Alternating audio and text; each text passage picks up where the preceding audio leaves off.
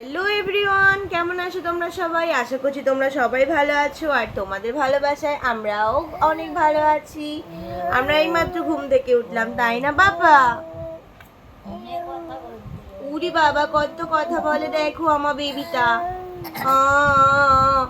ও কিন্তু সবাইকে good morning জানিয়ে দিল, তাই না? ও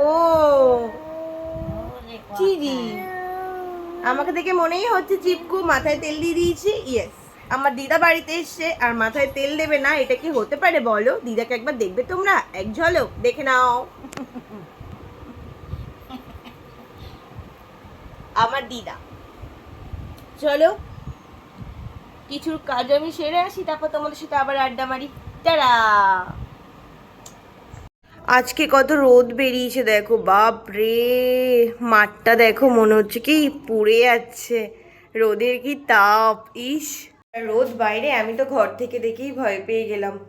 আর তার মধ্যে দিয়েছি মাথার মধ্যে তেল এক গাদা, বললাম তো দিদা তেল দিয়ে দেয়।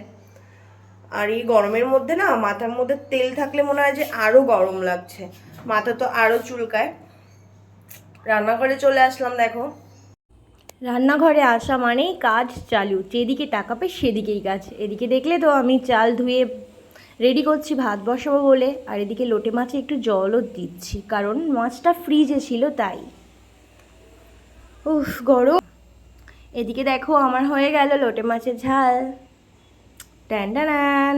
বর তো আজকে খুব খুশি হবে আমার হাতের লোটে মাছ খেয়ে, কারণ আজকে মাছটা আমি আদা দিয়ে চেটে বেটে রান্না করেছি।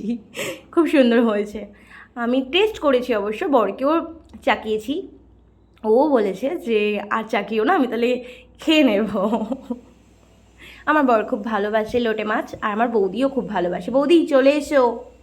এখানে আমি আবার ডাল সিদ্ধ করছি, কারণ আমার বরের ডাল না হলে আবার চলে না, তার জন্য আবার স্যারের জন্য ডাল। চলো দিদার সাথে একটু গল্প করে আসি, আমার দিদার সাথে চলো। যা কিছু বলতে চাও তুমি? সবাই ভালো থাকো। সবাই ভালো থাকবে। হ্যাঁ। তো আজকের ব্লগ আমার এইটুকুই। ভালো লাগলে সবাই লাইক কমেন্ট শেয়ার করে দিও। টাটা।